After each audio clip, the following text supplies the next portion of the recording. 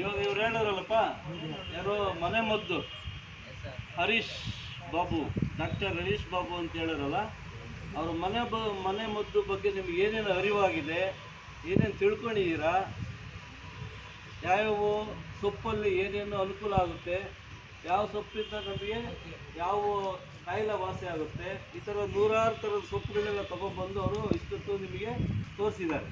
ಅದ್ರ ಬಗ್ಗೆ ಅರಿವು ಮೂಡಿಸಿದ್ದಾರೆ. ನೀವು ಹಳ್ಳಿಯವರಾಗಿ ಹಳ್ಳಿಯಲ್ಲಿ ಸಿಗುವಂಥ ಈ ಥರದವನ್ನೆಲ್ಲ ನಾವು ಉಪಯೋಗಿಸ್ಕೋಬೇಕು. ಸಡನ್ನಾಗಿ ಸಣ್ಣ ಪುಟ್ಟ ಕಾಯಿಲೆ ಬಂದರೆ ಹಾಸ್ಪಿಟ್ಲ್ಗೆ ಹೋಗು, ಮಾತ್ರೆ ತೊಗೊಂಬ ತಿನ್ನು ಅಂತ ನೋಡೋದಕ್ಕಿಂತ ತಲೆನೋವು ಬಂದರೆ ಯಾವ ಸೊಪ್ಪು ಇದು ಮಾಡಬೇಕು, ಏನು ಮಾಡಬೇಕು ಎಲ್ಲ ನಮ್ಮ ಮನೆಯಲ್ಲೇ ಇರುತ್ತೆ. ನಾವು ಅದನ್ನು ಉಪಯೋಗಿಸೋದು ಗೊತ್ತಿಲ್ದಿರ ನಾವು ಇನ್ನೂ ಹಿಂದೆನೇ ಇದ್ದೀವಿ, ಆಯ್ತಲ್ಲ.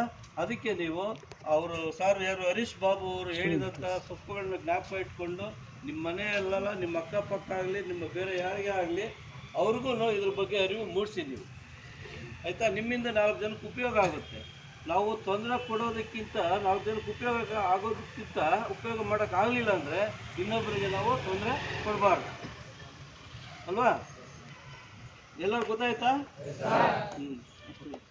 Okay, thank you. ತಮ್ಮ ಕಾಲೇಜಲ್ಲಿ ಸರಿನಾ, ನೀವೆಲ್ಲ ತರಬೇತುದಾರರು, ವಿದ್ಯಾರ್ಥಿಗಳಲ್ಲ ನೀವು, ಸರಿನಾ? ತರಬೇತಾರ್ಥಿಗಳು. ಹಾಂ, ಸರಿನಾ.